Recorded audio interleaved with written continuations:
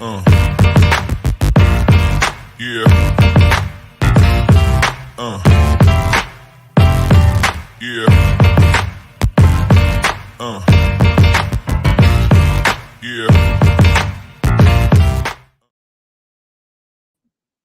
And what's up? Welcome in GC Live. It is Wednesday. Welcome in. Rolling through the mock game week. We are getting closer and closer to a real game week, and that means more GC Live episodes per week as we start to get into our regular old rhythm. Regardless of whether it is game week or not, we are always brought to you by our buddy Clint Hammond. We are presented by Clint Hammond of Movement Mortgage, clinthammond.com.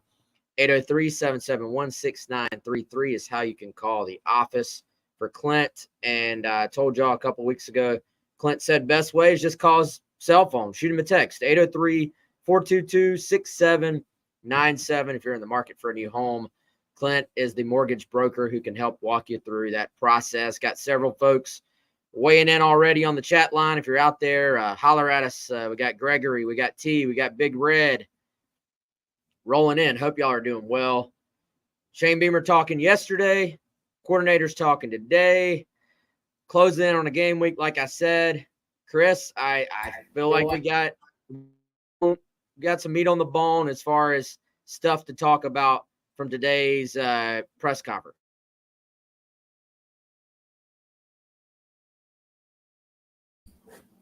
There we go. I couldn't unmute myself, Wes. I was trying to verbally tell you to unmute me, and obviously you couldn't hear me, so I was hoping you could read my mouth. I actually, Wes, am more prepared than most days on the coordinator stuff. I actually have a takeaway from each of them. How about that? Are you impressed? So today, Dowell Loggins was really good, by the way. I think it was more of a philosophical discussion than really diving into the scheme. Very first question, or one of the first questions, was something that everybody has been trying to figure out, and that is, what exactly will this offense look like?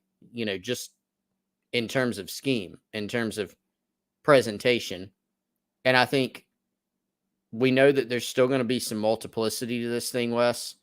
There's been a lot of talk in the offseason about simplifying the offense, but I think when you look at simplification, that doesn't mean that this is a high school offense, right? That doesn't mean there won't be concepts within this offense.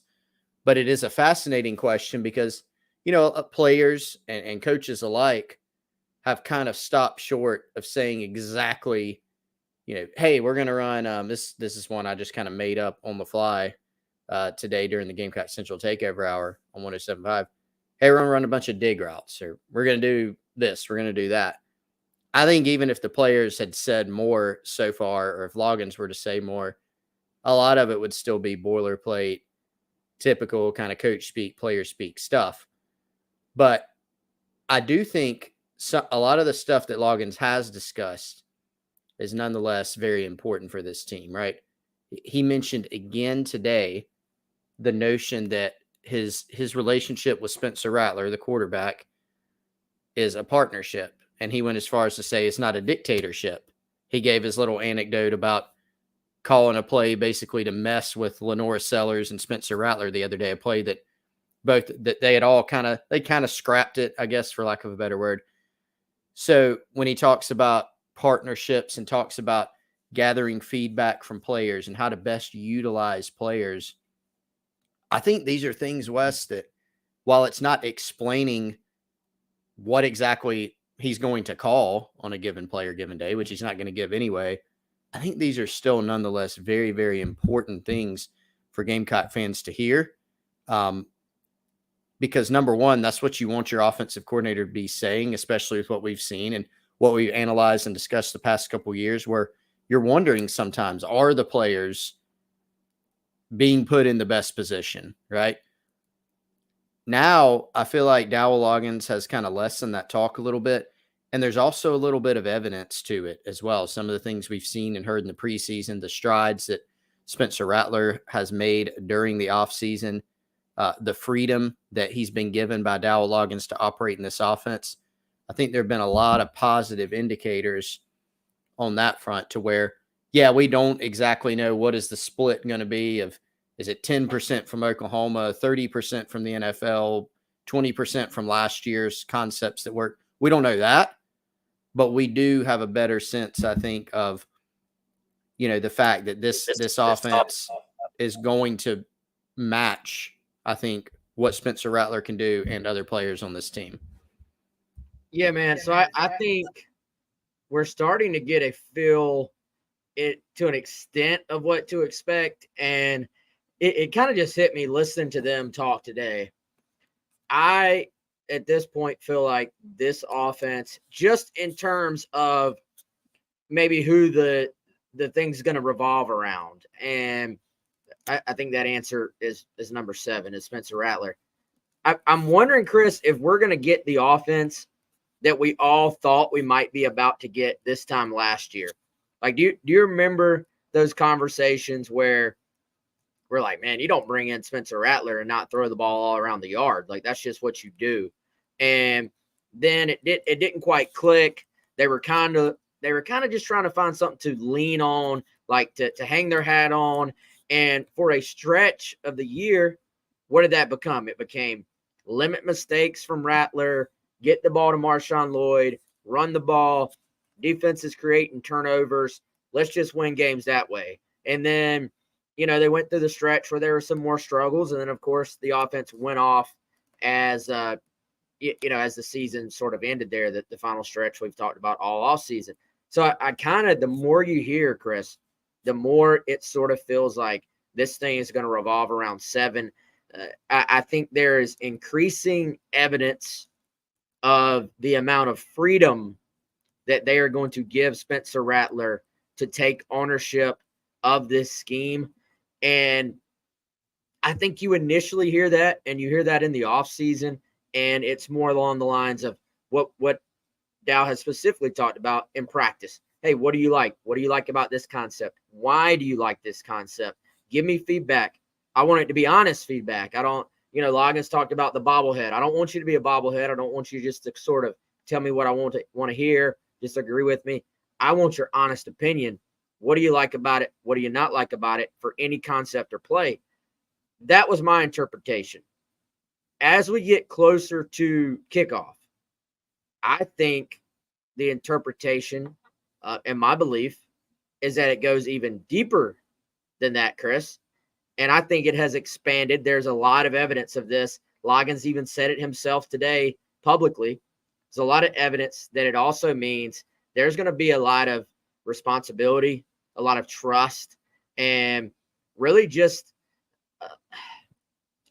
responsibility and trust are probably the 2 best words. I was trying to think of another one, but on or within Rattler to go up there, and if you see something, change it. If you like something against the look, get the guys in the look you want. And I think that's kind of exciting if you're a fan out there hearing that Loggins is willing to give Rattler that much leeway. Totally agree. And, Wes, we've heard some things in the preseason that Spencer has really shown that he can handle that, and he's had some success doing it. Wes, at this point in the preseason, if we would not be hearing this, if Dowell Loggins had gone in the preseason saying, man, I would love for our quarterback to be able to look at the look that we're getting defensively and change things up. And if they had gone through preseason camp and Spencer Rattler had not shown that ability, he wouldn't be talking about it, right? They'd just be, what's the phrasing? They would just call it and haul it. We wouldn't hear that terminology in the press conference. So I think not only has he proven that he can do it, Wes, I think he's thrived in it. And Dowell Loggins has been pretty strong on this. Today, he even said, hey, Spencer's getting more freedom at the line to adjust things than some NFL quarterbacks have had, right? And so it is interesting when you look back at last season, to go back to your point about how we saw the offense's identity shift. Remember, Arkansas game early in the season last year, Spencer threw for a bunch of yards, but you're sitting there going, gosh, Marshawn Lloyd didn't get the ball a lot. Like, shouldn't they have run it more? Look at the A&M and Kentucky games. Spencer Rattler had very unremarkable numbers in there in terms of passing attempts. That was the point in the season where you're going, all right, this is a team that needs to run the football, limit mistakes, play solid defense, turn your opponents over, play great special teams. We saw that in those weeks. But then by end of the year, look at what happened in the Tennessee game and the Clemson game. You're pitching it around a little bit more. Happen to be the two biggest wins of the season. So I tend to think that's what we're going to see, a Spencer Rattler who can go out there, play free, just play ball, but also one that has a good bit of freedom to not only play loose like they were at the end of last year, simplifying things, playing loose, nothing to lose type of mentality, but actually being able to go up and change things in the line. And my understanding is they've thrown a good many looks at him this preseason, and he's responded to it. So that Wes is, I know we've discussed it, but I think sometimes we forget generally how big of an impact a Spencer Rattler at his peak, that could make a huge difference in this season. I know you've said before, this offense is going to go as far as 7. We'll take some special things in the past, and that should be pretty exciting if they can do it on a consistent level. Yeah, and I also think this offense is going to go as far as the offensive line can take it, because I think that is the key to unlocking the Spencer Rattler that we are talking about. At the same time, man, there is a sense, there are some guys, I think your hope, if you're a Gamecock fan out there listening, there are some guys, especially in college. I don't know if you necessarily can do this in the NFL. Like, you got to be all-time great. There are some guys in college that are playing at such a peak level that they get the ball out so fast, and they are so convicted in what they're doing and in knowing where the ball is supposed to go that it can actually lessen quite a bit of that load from your offensive line and pass protection, and kind of ease that burden a little bit. If Spencer Rattler can be at that point for a good portion of this season, maybe that does help a unit that I think is probably still has the most question marks on this team. Does it necessarily help them be able to grind out the ground game and block physically as far as that's concerned? I think that's more of a hat on a hat, man on a man, your guy against their guy type situation. But we've seen quarterbacks at the elite level transcend kind of the rest of the game. They almost break the game to an extent. And you start hearing things about, I mean, if you can stay a step ahead of the defense by having a quarterback who's like a coach on the field in terms of moving things around and having that freedom, then that can really carry you a long way. So I think this entire offense is going to have to be built on that idea, and then turning around, running the football off of that. Run the football once you have established that you can throw the ball down the field, you can throw the ball on the perimeter. We're going to talk about Clayton White and the defense as well, Chris, but let's combine these two things. Did you listen to the press conference, or were you watching? Did you watch it? I watched Loggins, and then I caught up with the other ones via our esteemed team at GamecockCentral.com. And I've got to go back and watch those because I prefer to watch, not listen. So when you watch the look on Clayton White's face when he is talking about Spencer Rattler, because there was a question about Clayton White and his defense, and now kind of turning the page to not having to go directly against Spencer Rattler. And he was talking about how that they were kind of having a competition just to see who could pick Rattler off for the first time, and how it took a while for them to get there. He was talking about how he and Spencer, he didn't use the word partnership, but they even have a relationship where they're constantly talking, hey, what did you see on that as a quarterback? Or coach, what were you trying to get me to see there? What were you trying to mess with my eyes? So there's a constant kind of back and forth with those two as well. Jason weighing in, sounds like Rattler has been crazy accurate with the ball. Excellent point, Jason. If you really listen, Clayton White had a little comment there. He said, our DBs are finding out if you give any space at all, or if you take your eyes from where they're supposed to be for a split second at all, you're finding out the ball is on the receiver kind of before you blink. Those are the type things I think, Chris, where a quarterback goes from just playing within an offense, just kind of hitting a guy when he's open, just doing the kind of, oh, this is the bare, I don't want to say the bare minimum. It's more than that. But you're just doing what it takes to be a good quarterback versus being a guy who can create something even if there's not much room. Well, and this would be the ideal scenario, Wes. What if Spencer Rattler progresses to where he's doing all the things that you just listed, right? That there are instances that I've heard in the preseason where he's doing things that seem small, but really are indicative of the fact that he has taken a step forward. Just impressive things with his eyes, moving defenders, holding defenders. Those are those like next level things. We know that if you go out and you say Spencer throw an out route, he can throw it better than a lot of quarterbacks, right? He can push the ball down the field better than a lot of quarterbacks. He can also make a lot of those off-platform plays, a lot of those off-schedule plays. He can make those little tweaks. I mean, several of them didn't hit. They were near hits, near misses last season. You think about the A&M throw, for instance, against Jalen Brooks. I mean, that would have been one of the highlights of the year, right? It's a near miss. But then you think about the Juice Wells throw, right, where he moves the pocket a little bit, and then he throws it upfield to Juice Wells for the 72-yard touchdown.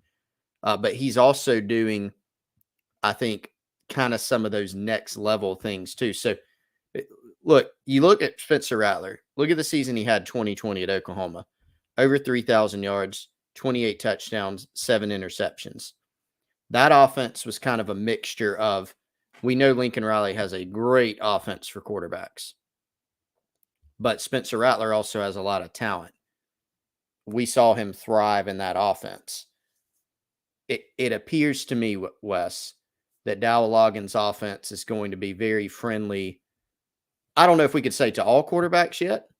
Hopefully for USC that ends up being the case. But it does appear that it has been friendly to Spencer Rattler and that he has also taken his game to the next level to kind of accentuate everything that Dowell Loggins wants to do as well. I think there's some excitement as a fan when you hear, that so many offensive coordinators want it to be their offense and they want it to be their play calling. They want it to be their system, their ideas. And did you notice how when every time it kind of gets redirected to, we want to do what the players do best. And some of the receivers talking about how there's an ability to push the ball down the field in this offense. And there's been success pushing the ball down the field. And Loggins quite literally saying, those receivers don't need to be glad that they're in this scheme. They need to be glad that they have a guy like Rattler throwing them the football in order for that to be one of the things that we circle in this scheme to say, hey, this is something we do well. And so, I think when you look at just the totality of this thing in college ball, when you have a QB, you have a chance. And when you have an elite quarterback, you really have a chance. And it kind of sometimes can be an eraser for you, man. So I think the hope for South Carolina is that Rattler can be an eraser for them on offense and really kind of carry everything. And that really probably unlocks some things for everybody else. I was hoping, Chris, we might get a little bit more, maybe a little depth chart, additional hint here or there, maybe a little detail here or there, personnel. Not the case for Loggins. It was more about, hey, I think he even said, I'm going to leave this to Coach Beamer. I'm not going to really answer depth chart stuff. He gave some thoughts in general on position groups, even with the running backs. He kind of, we feel good about seeing those guys after the scrimmages, had a couple positive things, I think, to say about the carry on. But for the most part, sort of, it was a situation where he didn't really want to dive much into personnel, except for saying we'd be dumb to have Luke Doty on the sideline beside us all season. To open the show, it was more of a philosophical conversation that Dowell Loggins had. But we do have Wes some evidence from the preseason with things we've seen and things that we've heard from players, from sources, and from coaches as well, that what Dowell Loggins is saying isn't just, oh, that sounds really good in a press conference, right? I mean, you remember we would be on our Monday episodes of GC Live or a Tuesday or a Wednesday and would have just heard Marcus Satterfield last season. And to his credit, Wes, I think a lot of times in the press conferences, he actually did a good job of trying to explain things. But the previous week, things had not always gone very well, right? And you're sitting there hearing certain things and you're going, I'm not sure that matches. Now ultimately the proof will be in the pudding this season, and we'll see. Maybe they go out there and struggle game 1 against North Carolina. But the point is, what Loggins is saying philosophically does match the actual returns that we've heard on the field, which I think is good. To Doty, he mentioned him playing on special teams. We know that Doty has gotten some looks out there playing some receiver. You certainly, I know fans will go to the possibility of, okay, well, you got Spencer Rattler, you have DeCarrion Joyner playing running back, who's a former quarterback. You've got Luke Doty. You've got Lenora Sellers, West, at quarterback, who can be basically another running threat for you, especially in short yardage situations. So you start thinking about more of the possibilities that you can unlock in this offense with a guy like Luke or others. You have some versatile players on this team, and I think that excites fans as well. Yes, for sure it does. Famously, Garnet Sports saying Loggins wins every presser. Yeah, to this point, he definitely has. I mean, I think at this point, we will be at that time of year where now you got one more talking season presser. I'm assuming coordinators will preview North Carolina next week, and then it becomes, all right, now we're at the point of reacting to what happened on the field, and does it remain positive among fans? Does it not? And, kind of a situation where we get to actually see all the things we're talking about, and, and how does it play out in reality against opponents and against a North Carolina defense that I think, frankly, had some holes last year.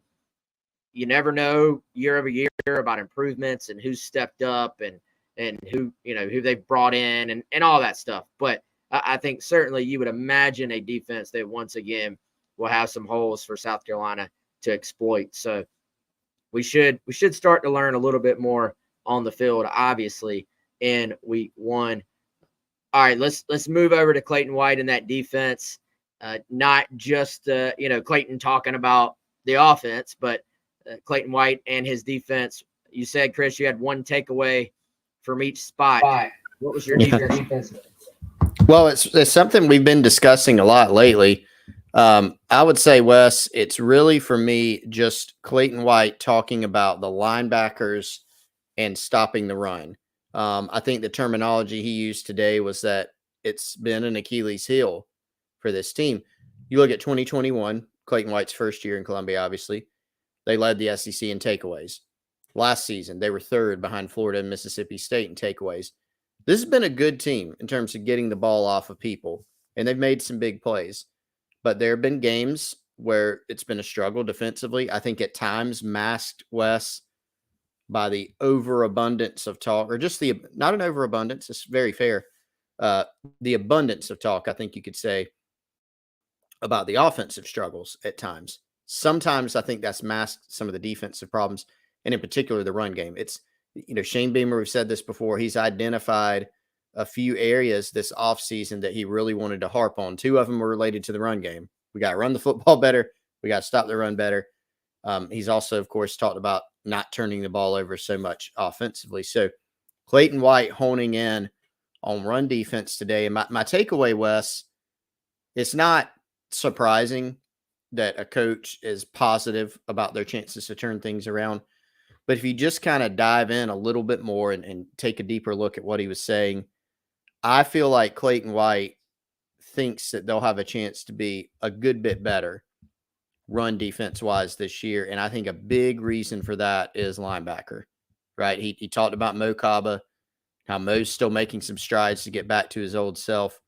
But I feel like the staff thinks that Debo Williams has gotten a good bit better. He's always been a violent hitter, but just in terms of knowing, his assignment and being in the right place and studying film, a leap there. And then Stone Blanton as well, who's always one of those, Clayton White calls them GPS linebackers. Wes always knows where the football is going. His shedding of weight, getting a little quicker, faster, stronger, and healthier from last season.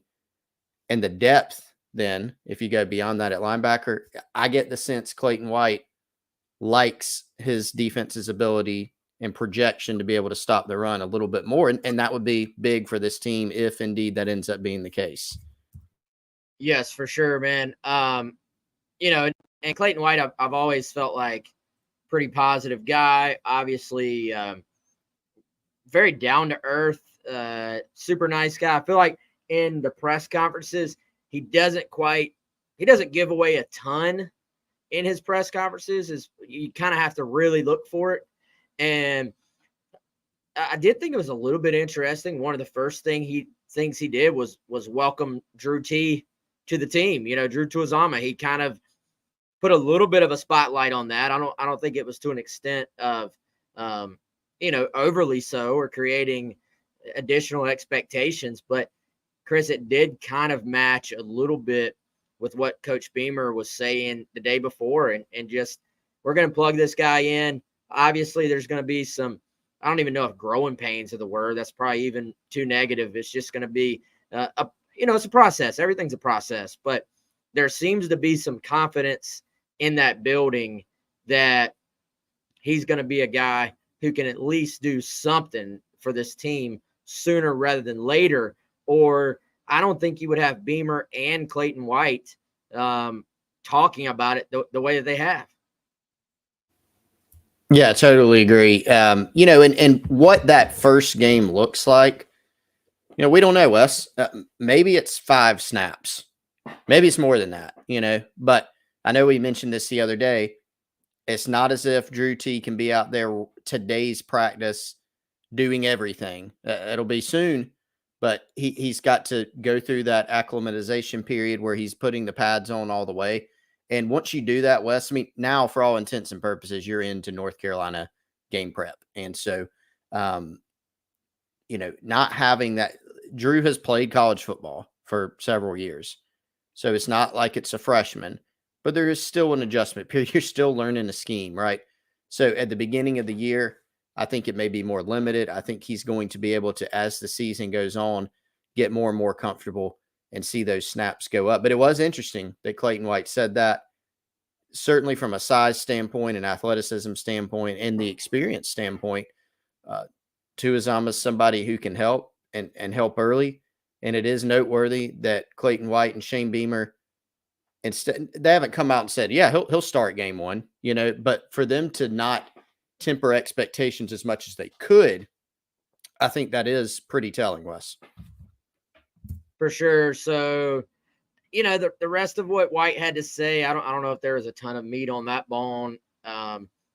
Interesting that he did speak highly, I guess you would expect it, though, about JT Gear as well, and continues to be a guy that I think that will make an impact this year, potentially start, if not week 1, but I think probably week 1, but if not week 1, at some point along the way.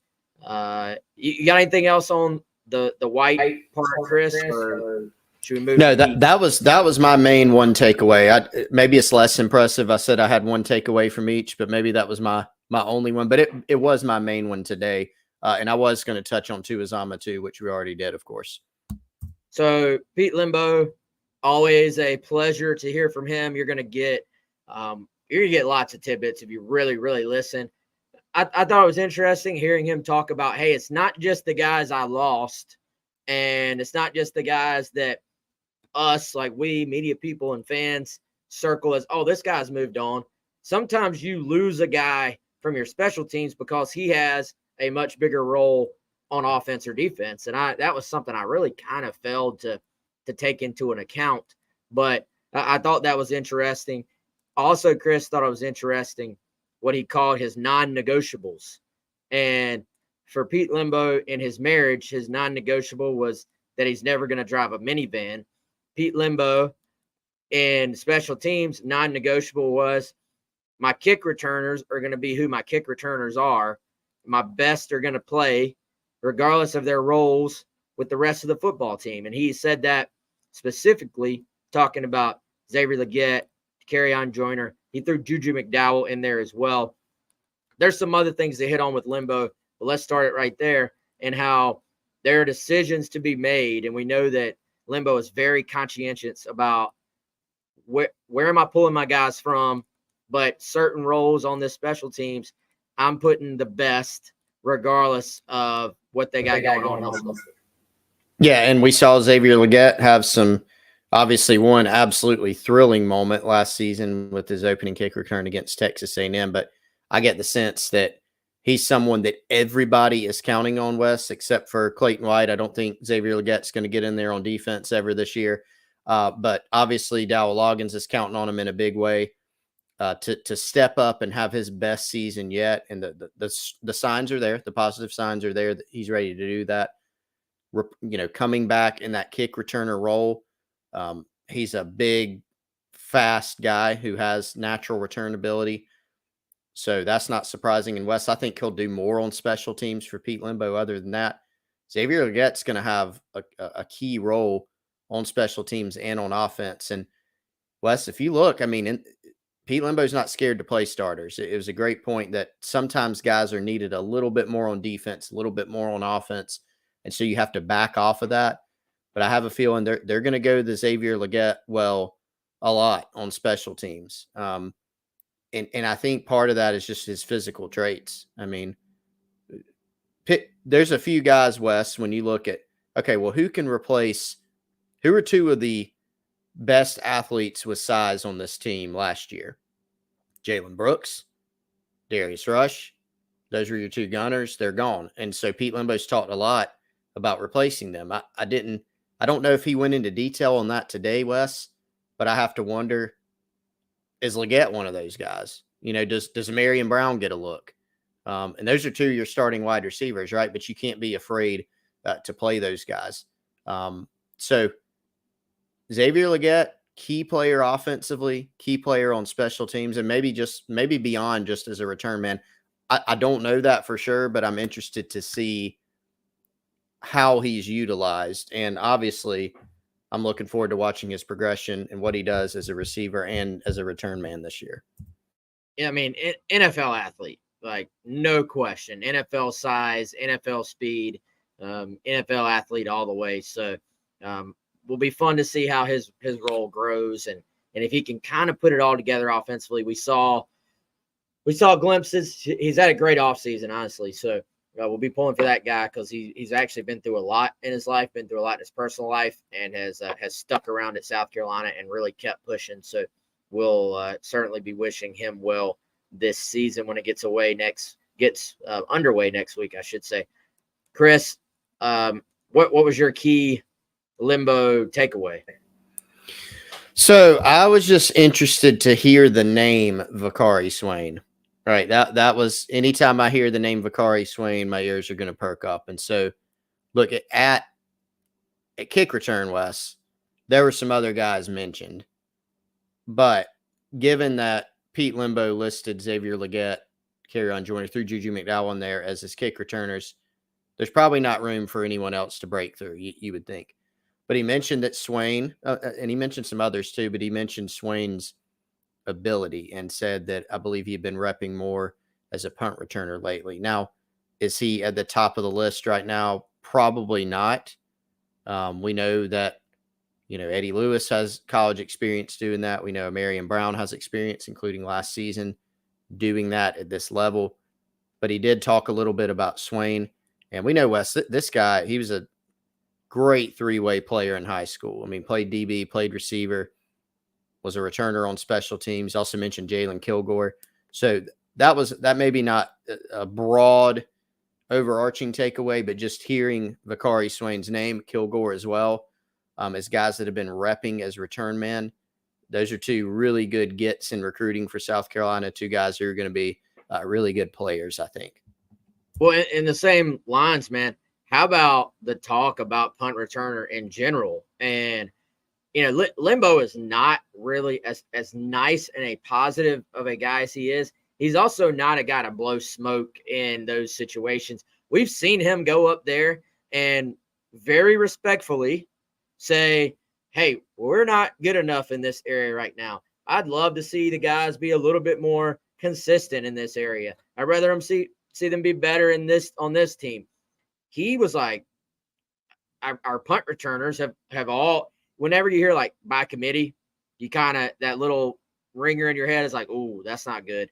But he genuinely seemed to be happy with Amarian Brown, with Eddie Lou, Jalen Kilgore. Then, he threw Bakari Swain in there and said, it kind of made it sound like, to me, do you get the feeling they were kind of searching for roles, searching for ways to get Swain involved? It was like, I got a better look at this guy this week. He was a natural. Threw Juju McDowell in there in the punt return side as well. That's something that we haven't really seen in the past. But did you catch that mention where he said, hey, we may put two returners out there at times when we see rugby punts and just kind of give teams different looks on punt return? I think, that's certainly a position I don't think I circled as like being some huge concern, but I do know we all knew they had to replace Josh Vann, who did a really, really good job with that last year. So to hear him, a guy that shoots pretty straight, list out all those guys and in a positive manner, I thought that sort of checked that position off for me. Whoever's back there, I think they feel good about them doing their job. Yeah, and I didn't walk away from it, Wes, saying, okay, they don't have one at all. You got that classic adage, if you don't have one, you don't have any. That can definitely be the case in some areas. It does seem a little bit more unsettled to me than kick returner, but I think that's just because you return your guy from last year and you feel really good about him as well. I think this year it's a little bit more like you lost your top guy in Josh Vann. Yeah, you have someone who took it over later in the year in Amarian Brown, but you also have some other guys in the mix, Eddie Lewis, et cetera, et cetera. And some of the guys who are kind of fighting for that spot have also good things. So I'll be really interested. North Carolina, first time they punt, assuming they do, you hope they punt, don't you, Wes? Unless it's all turnovers. I'm curious, who is the first guy out there? Will it be Eddie Lewis, or is it AB, or is it somebody else in that mix? Kind of fascinating to me, but certainly a positive that Pete Limbo does seem to feel good about it, as opposed to him standing up there saying, I don't know, we're still kind of searching for it. Like, it was a different vibe than that, I think.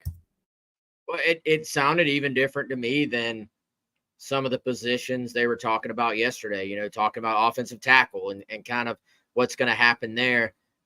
Two different coaches, obviously, so it's not apples to apples, but I think it did just feel a little bit different. So there's a little bit more I want to get to with Limbo. Maybe we talk a couple of minutes of recruiting as well.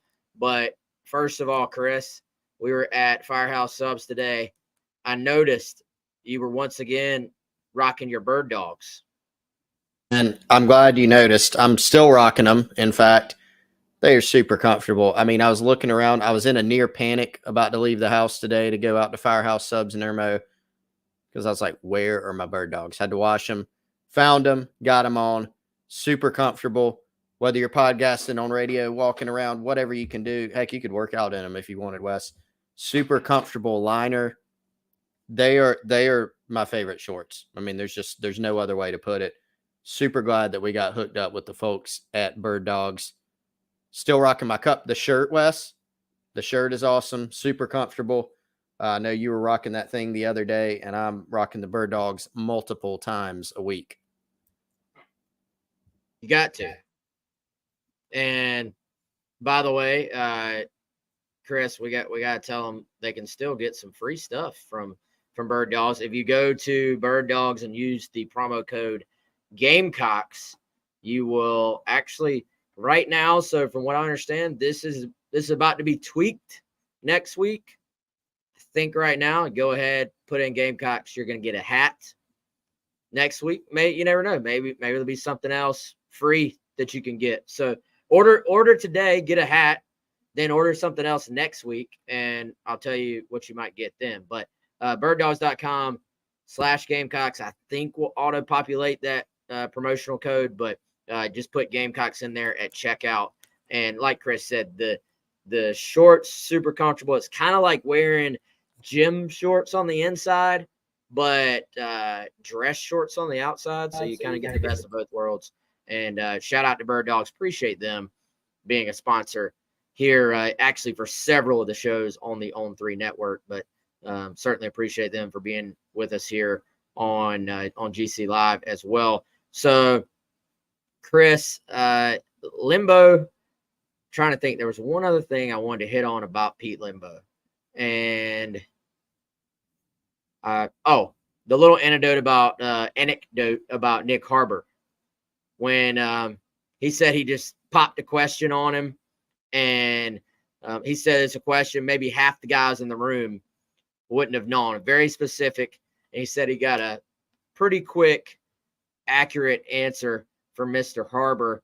And, I kind of think that's on brand from what we've heard about Harbor so far, just being a guy who, is very detail-oriented and obviously is big, fast, athletic, all those things, but seems to be about all the right things, in the classroom and in the meeting room as well.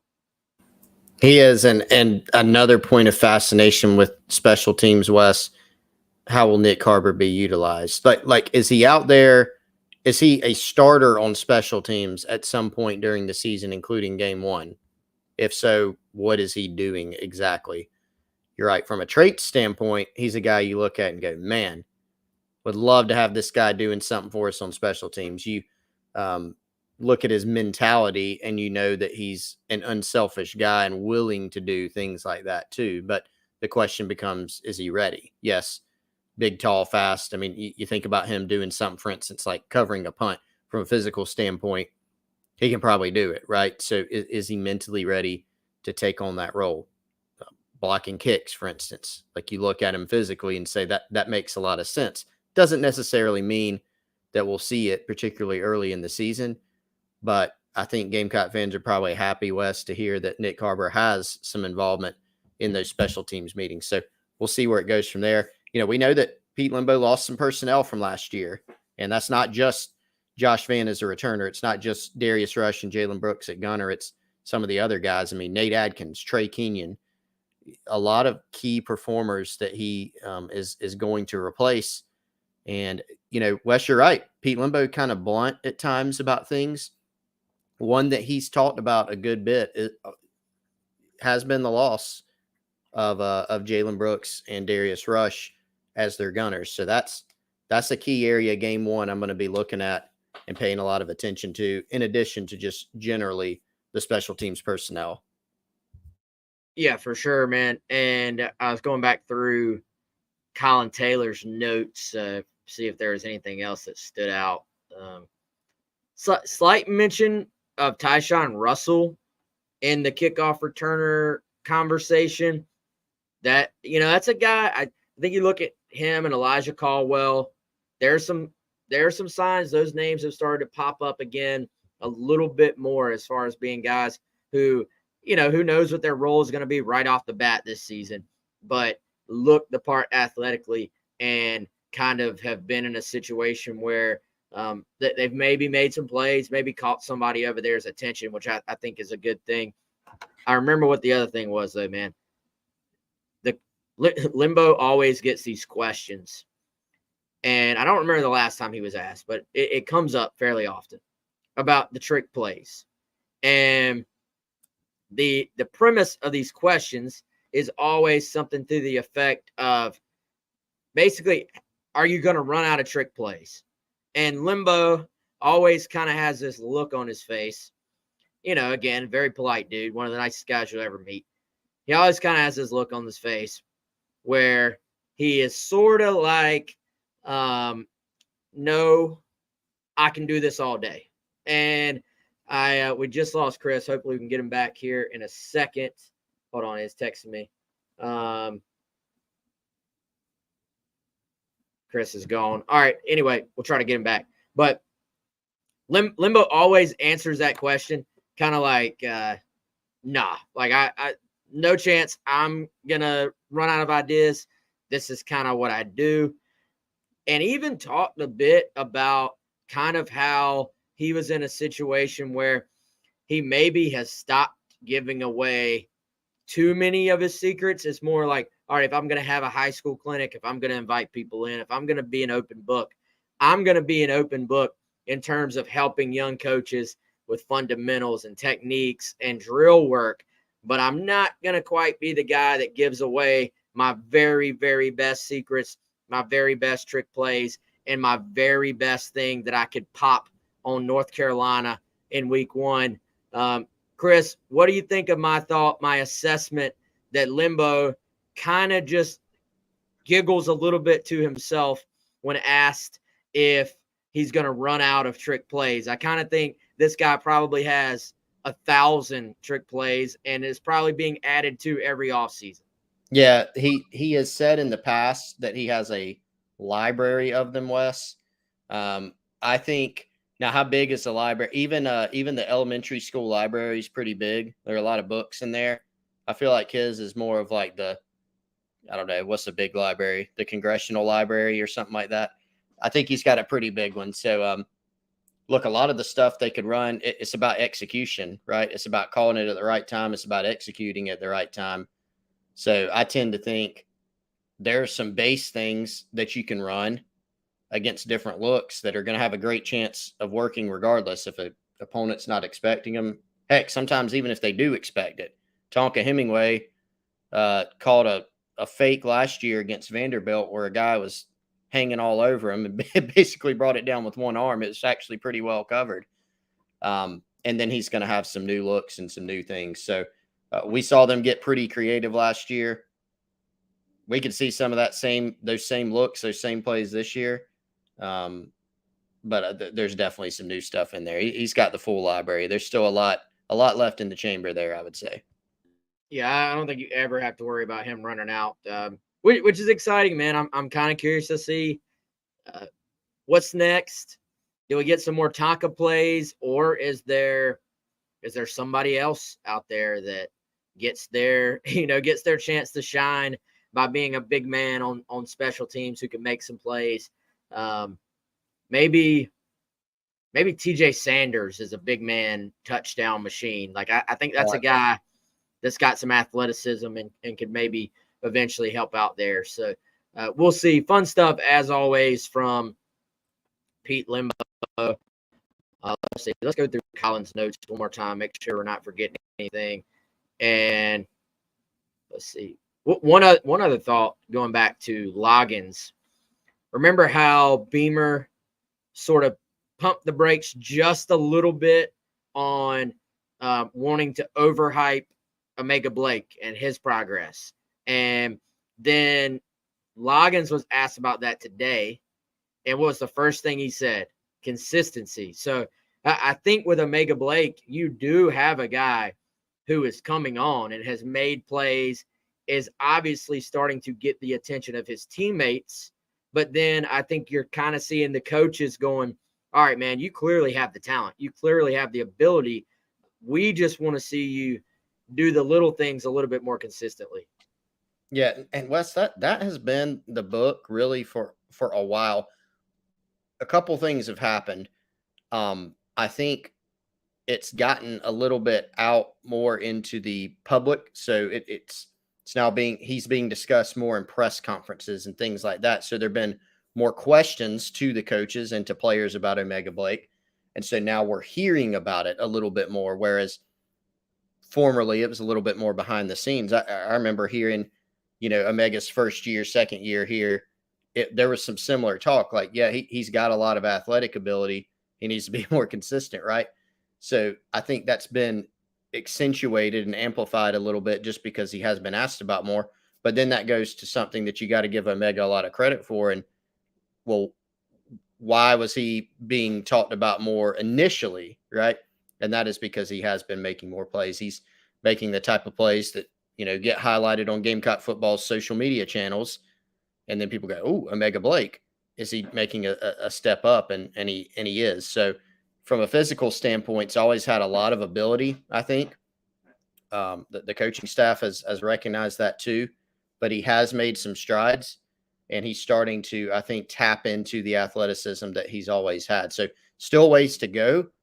I don't think you say, hey, breakout year yet. What I do think you say is maybe break in as opposed to break out, like break into that receiver rotation potentially, which will then give him a chance to make some plays and make a meaningful contribution to this team.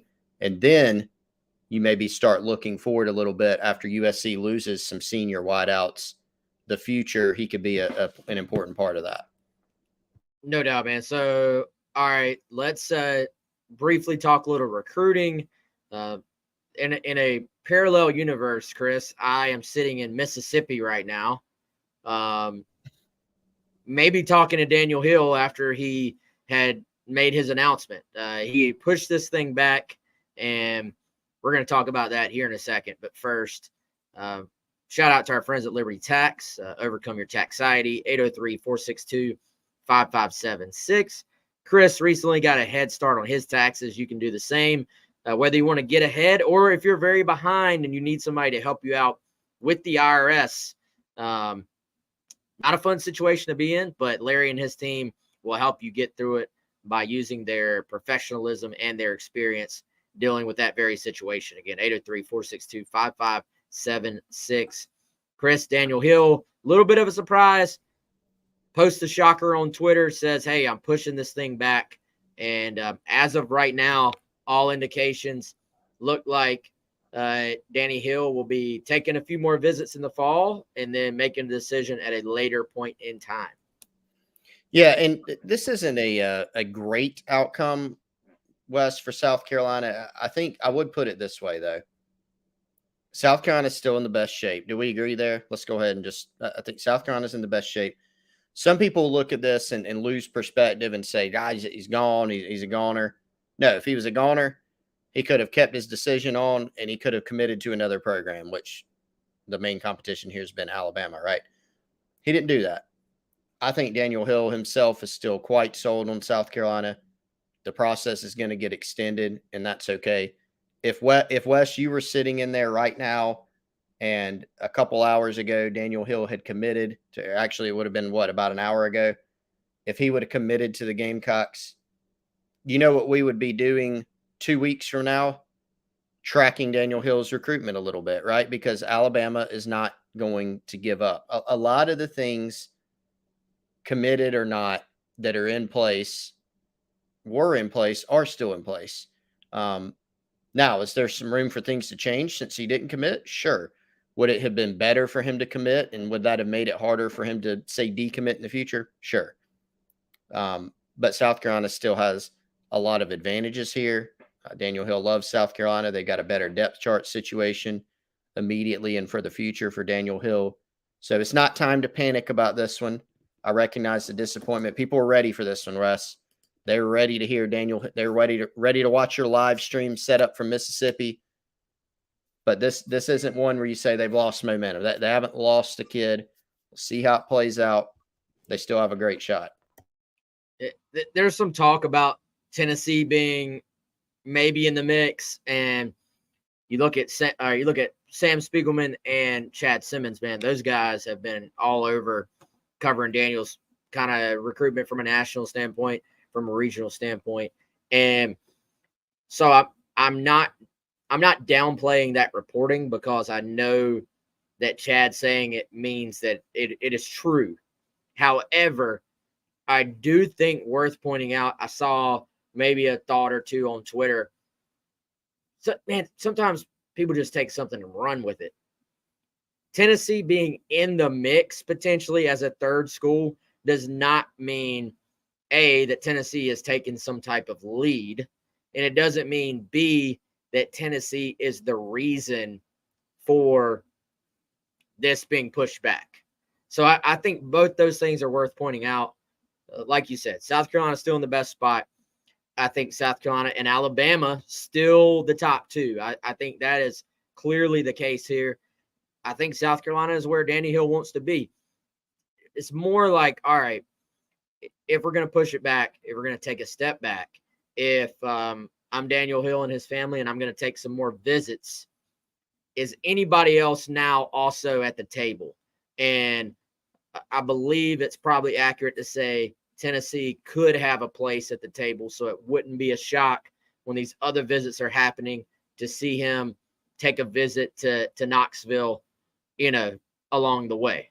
However, right now, South Carolina, the best spot, South Carolina, Alabama in the top 2 spots, and the Gamecocks, once again, I keep saying they got to get to the finish line, man. The finish line has just at this point been moved right before they arrived at it. Yeah, I mean, you got to get to the finish line. And Wes, look, you recruit players of this caliber.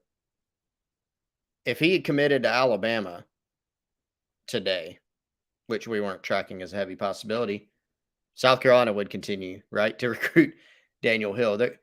Are we thinking that nobody's ever going to call Dylan Stewart again, in recruiting, that Ohio State will just, okay, good luck. We'll never contact you again. No. And this is part of big boy recruiting. Everybody goes through it.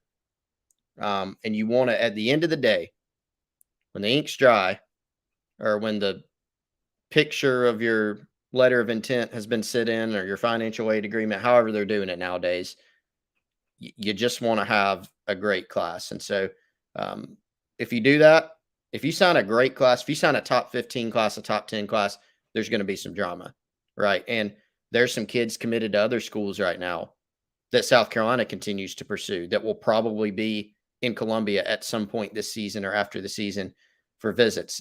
Some guys they've lost out on in the past that they may have a chance to get back. So I enjoy the roller coaster, Wes, as much as anyone. That's why we follow it. It's one reason that we love following it. But it's important to pay attention to who have you got, who do you finish with? And they've still got a good shot at finishing with Danny Hill. Just going to have to weather the storm and keep it going for a little while.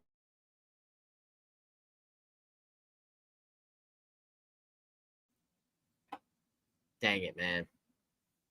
It's been a long time since I've done that, y'all. I'm going to just take one for a moment here. Sorry, y'all. I was muted. Shame on me. I turned over the ball. Turnover on me. I will run my laps. I will do my push-ups after we get off the air. But I was about to say, yes, you can ride the roller coaster of recruiting, but very soon we will once again ride the roller coaster that is the college football season.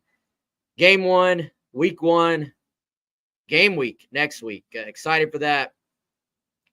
Also excited for y'all to see our GC Live schedule throughout the season as we continue to add episodes. Going to have a Mike Uva additional episode on Thursdays during the season. And hopefully, a situation we'll be able to hear from the Gamecock Central crew pretty much every day throughout the 2023 college football season. So looking forward to that. Looking forward to continue our coverage on GamecockCentral.com with content as well. That'll do it for today's show. I appreciate everybody coming out. Appreciate y'all tuning in. Appreciate Chris Clark. For him, I'm Wes Mitchell. We'll see you soon.